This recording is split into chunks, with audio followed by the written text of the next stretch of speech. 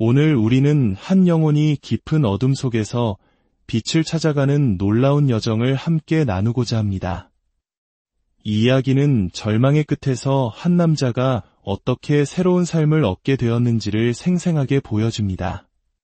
혹시 지금 여러분의 삶이 무너져 내린 것 같고 어디로 가야 할지 길을 잃었다고 느끼신다면 오늘 이 이야기가 여러분의 마음에 작은 등불이 되기를 소망합니다. 본격적인 이야기에 앞서 이 은혜로운 간증이 더 많은 영혼에게 닿을 수 있도록 여러분의 작은 도움이 필요합니다. 잠시 시간을 내어 구독과 좋아요를 눌러주세요. 여러분의 클릭 한 번이 어딘가에서 홀로 힘겨워하는 또 다른 이에게 하나님의 사랑을 전하는 귀한 통로가 될 수 있습니다. 이 선한 사역에 동참해 주시는 모든 분들의 삶에 하나님의 평안과 축복이 가득하기를 기도합니다. 이야기는 한 남자의 어머니로부터 시작됩니다. 그의 어머니는 크로아티아계 가톨릭 집안에서 태어나셨습니다. 20세기 초 그의 외조 부모님은 수많은 이민자들처럼 아메리칸 드림을 꿈꾸며 앨리스 섬을 통해 미국 땅을 밟았습니다. 그 시절 크로아티아 사람에게 가톨릭 신앙은 국적과도 같아서 크로아티아인이라는 것과 가톨릭 신자라는 것은 거의 동의어처럼 여겨졌습니다. 이런 환경에서 외할머니께서 개신교 신앙을 받아들이셨을 때 가족과 공동체로부터 엄청난 핍박과 배척을 받으셔야 했습니다. 가톨릭을 떠나는 것은 공동체를 배신하는 행위, 거의 반역자와 같이 취급되었습니다. 설상가상으로 외할머니께서 다니실 수 있었던 유일한 복음주의 교회는 세르비아인들의 교회였습니다. 역사적으로 크로아티아와 세르비아는 깊은 갈등과 반목의 관계에 있었기에 크로아티아인이 가톨릭을 버리고 세르비아인들의 교회에 나간다는 것은 상상하기 힘든 일이었습니다. 이는 마치 일제강점기 시절 우리 민족의 한 사람이 모든 전통을 버리고 일본의 종교 집회에 나가는 것과 같은 시선으로 비춰졌을지도 모릅니다. 외할머니는 그 모든 손가락질과 어려움을 신앙 하나로 묵묵히 견뎌내셨습니다. 그의 어머니가 12살이 되던 해 친구의 집에서 놀고 있을 때였습니다. 그 친구의 가족은 침례교 신자들이었습니다. 어머니는 2층에서 인형을 가지고 놀고 있었는데 아래층에서 가족들이 피아노 주위에 모여 찬송가를 부르는 소리가 들려왔습니다. 처음에는 그저 아름다운 노랫소리라고만 생각했습니다. 그런데 갑자기 설명할 수 없는 깊은 슬픔과 죄에 대한 통회하는 마음이 어린 소녀의 마음을 온통 뒤덮었습니다. 어머니는 자신의 죄가 너무도 무겁게 느껴져 히스테리처럼 통곡하기 시작했습니다. 그 울음소리가 너무나 커서 아래층에서 피아노를 치던 가족들이 연주를 멈추고는 아이가 다치기라도 한 줄 알고 깜짝 놀라 2층으로 뛰어 올라왔습니다. 그리고 그들은 눈물 흘리는 어린 소녀에게 다가가 죄와 구원에 관한 복음의 메시지를 차분히 전해주었습니다. 바로 그 자리에서 어머니는 예수님을 자신의 구주로 영접하게 되었습니다. 시간이 흘러 어머니는 그의 아버지와 결혼했습니다. 아버지의 부모님, 즉 그의 친할아버지는 아주 특별한 분들이었습니다. 1920년대와 30년대 브라질 마나우스 지역으로 파송된 최초의 침례교 선교사 중 한 분이셨습니다. 이처럼 그는 믿음의 유산이 깊은 가정에서 태어났지만 정작 그의 아버지는 평생 그리스도에 대한 믿음을 고백한 적이 없었습니다. 그가 17살이 되던 어느 날 아버지와 함께 집 울타리를 만들고 있었습니다. 그때 갑자기 아버지가 비명을 지르며 쓰러지셨고 그가 아버지를 붙잡았을 때 두 사람은 함께 땅으로 쓰러졌습니다. 그의 품 안에서 아버지는 숨을 거두셨습니다. 눈앞에서 벌어진 아버지의 갑작스러운 죽음은 소년의 삶을 송두리째 흔들어 놓았습니다. 그 무렵 그는 학교에서 농구팀 주장이었고 우등생 클럽의 회장을 맡을 정도로 모범적인 학생이었습니다. 하지만 아버지의 죽음 이후 그의 삶은 걷잡을 수 없이 무너지기 시작했습니다.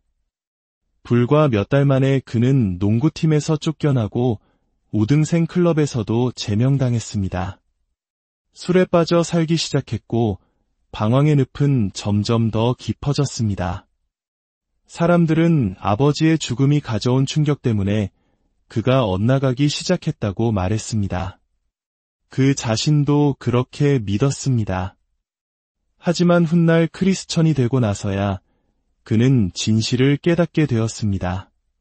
아버지의 죽음은 단지 핑계였을 뿐 사실 그것은 그의 육신과 죄성이 마음껏 날뛸 수 있는 완벽한 기회를 제공했던 것입니다. 그 사건을 계기로 그의 내면에 숨겨져 있던 본성이 남김없이 드러났습니다. 그는 교만했고 자기중심적이었으며 지독한 거짓말쟁이였습니다. 스스로를 표현하자면 사전에서 멍청이 혹은 재수없는 녀석이라는 단어를 찾았을 때 바로 자기 사진이 실려 있을 거라고 생각할 정도였습니다. 그는 대학에 진학했지만 방황은 계속되었습니다. 그러다 문득 석유와 가스 전문 변호사가 되겠다는 엉뚱한 꿈을 꾸게 되었습니다.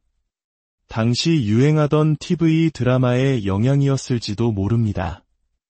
그는 텍사스 대학교에 등록하며 새로운 곳에서 새 출발을 다짐했습니다. 이제는 달라질 거야. 더 이상 그렇게 한심하게 살지 않을 거야 라고 수없이 되뇌었지만 아무것도 변하지 않았습니다.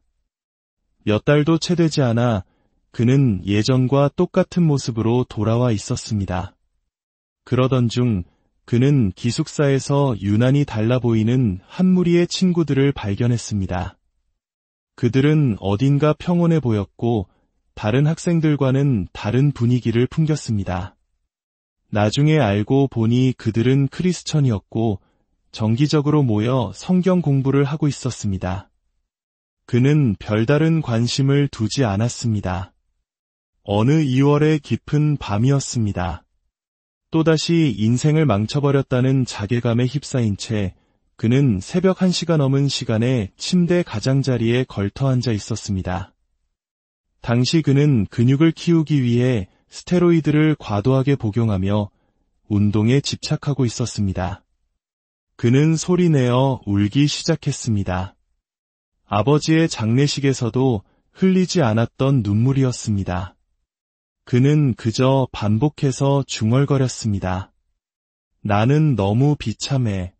정말 너무 비참해. 그는 바닥에 놓인 스테로이드 약병을 내려다보며 생각했습니다. 이게 만약 죽을 수 있는 약이라면 그냥 한 번에 다 삼켜버리고 싶다. 하지만 어머니로부터 어렴풋이 들었던 신앙의 가르침이 스스로 목숨을 끊는 것은 돌이킬 수 없는 죄라는 것을 알려주고 있었습니다. 그는 그저 너무 비참해, 너무 비참해 라는 말만 되뇌며 흐느낄 뿐이었습니다. 바로 그때였습니다. 누군가 그의 방문을 두드렸습니다. 이 깊은 밤에 누구일까? 문을 열자 그곳에는 기숙사 1학년 후배인 마이크라는 친구가 서 있었습니다. 키가 작고 다소 겁에 질린 듯한 표정이었습니다. 그는 의아한 눈으로 후배를 쳐다보았습니다. 마이크가 떨리는 목소리로 말했습니다. 아마 저를 때리실지도 모르겠어요. 그는 속으로 생각했습니다. 그래, 그럴지도 모르지. 마이크가 말을 이었습니다. 꼭 형에게 할 말이 있어요. 지난 2주 동안 하나님께서 계속해서 형에게 가보라는 마음을 주셨어요. 너무 무서워서 계속 미뤘는데 더는 견딜 수가 없어서 왔어요. 대체 무슨 말인데? 하나님께서 형에게 전하라고 하시는 말씀이 있어요. 하나님께서 보내신 말씀이라니 정말 이상한 녀석이군. 그는 생각했습니다. 그래, 뭔데? 마이크는 그의 눈을 똑바로 쳐다보며 말했습니다.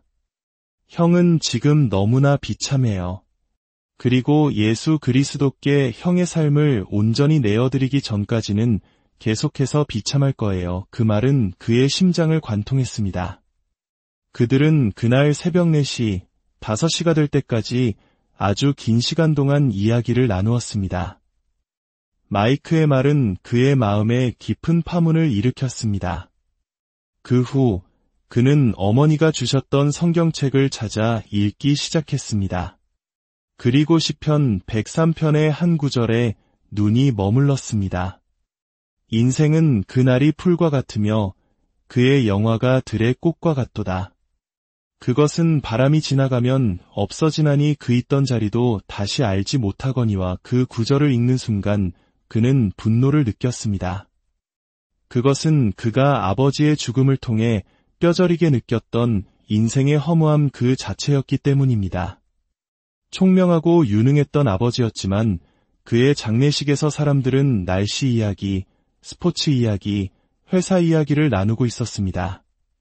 한 사람이 방금 세상을 떠났는데 어떻게 다들 그렇게 무심할 수 있을까?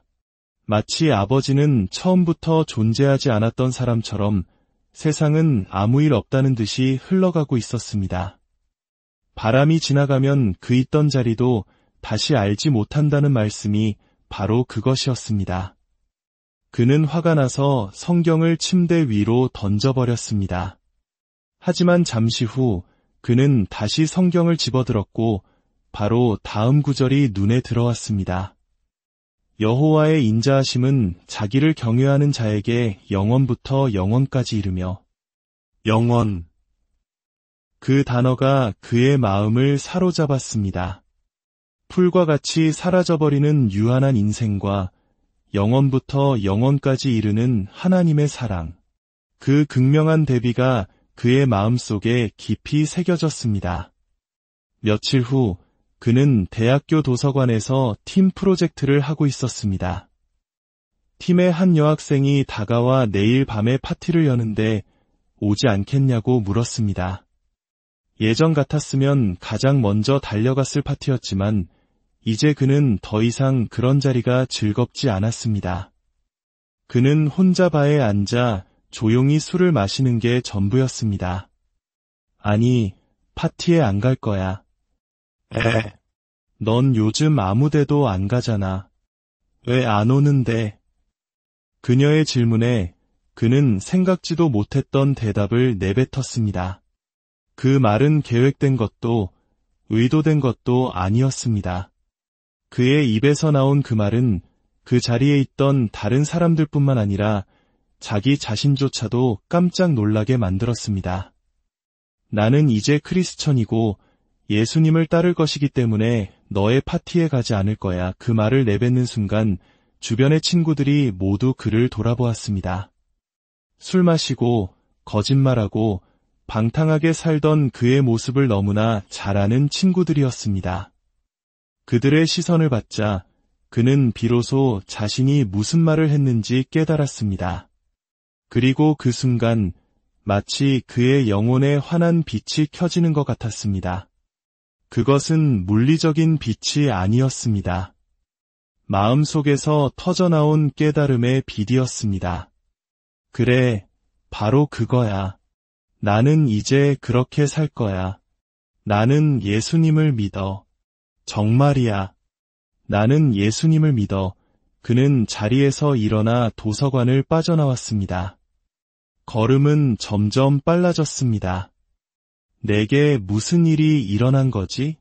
대체 무슨 일이 벌어지고 있는 거야? 심장이 세차게 뛰었습니다. 온몸의 세포 하나하나가 새로워지는 듯한 기분이 들었습니다.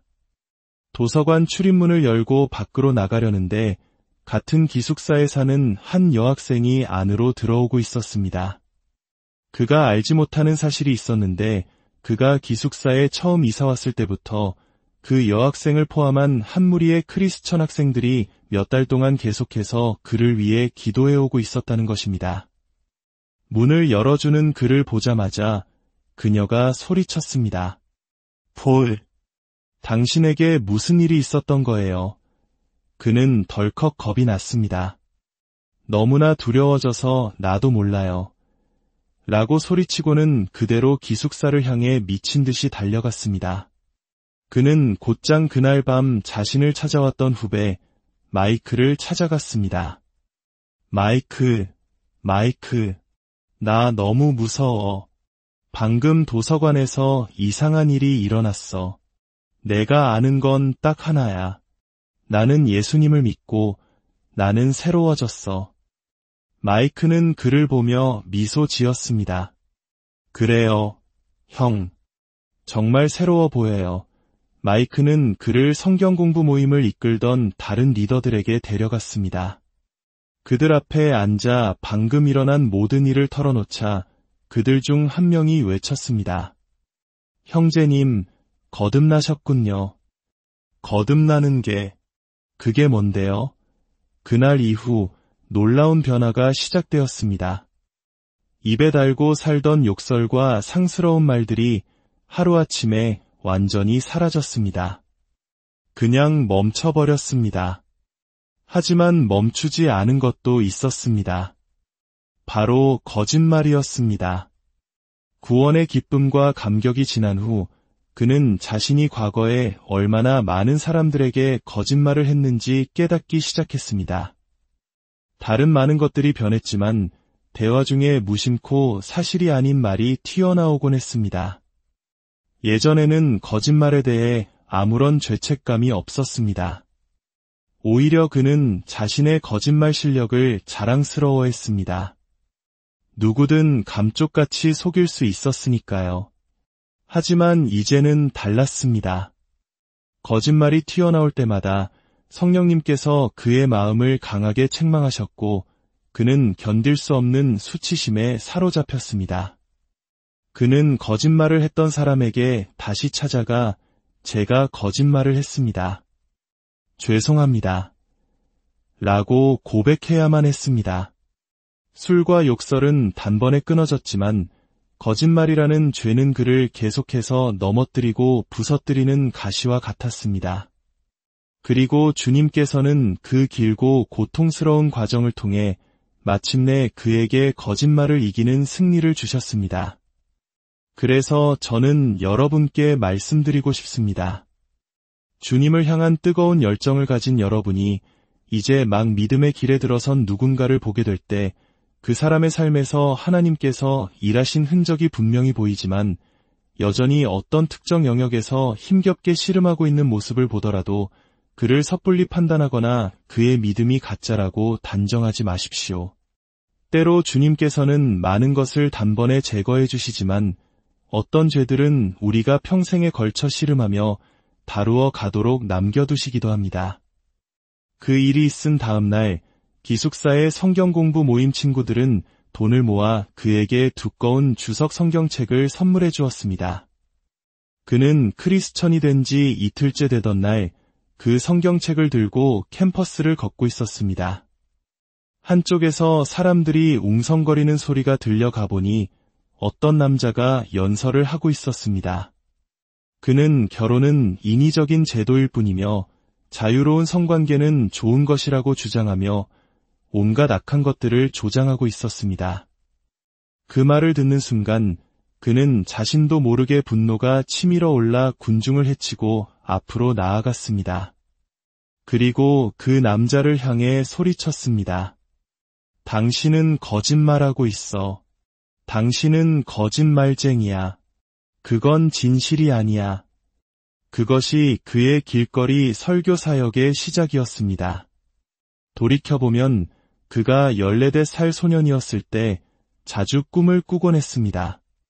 바로 자신이 사람들 앞에서 설교하는 꿈이었습니다. 그는 꿈에서 깨어나면 울면서 하나님께 기도했습니다. 하나님, 만약 제가 설교하지 않아도 된다고 약속해 주신다면 제가 구원받을게요. 그는 설교자가 되는 것이 그토록 두려웠습니다. 하지만 그가 크리스천이 되었을 때 그는 자신이 결국 설교자가 될 것이라는 사실을 직감적으로 알게 되었습니다. 그는 캠퍼스에서 전도지를 나누어 주기 시작했습니다. 멋진 차를 몰고 다니던 쿨한 녀석에서 여학생들에게 전도지를 건네다 비웃음을 당하고 면전에서 구겨진 전도지를 돌려받는 사람이 되는 것은 쉽지 않은 변화였습니다. 그것은 그의 옛 자아와 육신을 죽이는 시간이었습니다. 그 모든 과정을 지나오며 하나님은 언제나 신실하셨습니다. 지금 이 순간까지도 하나님은 신실하십니다. 오늘 이 이야기를 통해 우리는 한 사람의 인생이 하나님의 은혜로 어떻게 완전히 변화될 수 있는지를 보았습니다. 우리의 과거가 어떠했든, 우리가 얼마나 깊은 절망 속에 빠져 있었든 주님께서는 우리를 찾아오시고 우리를 새롭게 하실 수 있는 분이십니다. 이 이야기가 여러분 각자의 삶의 희망과 위로가 되기를, 그리고 여러분 또한 그 영원하신 하나님의 사랑을 깊이 체험하게 되기를 간절히 기도합니다. 주님의 이름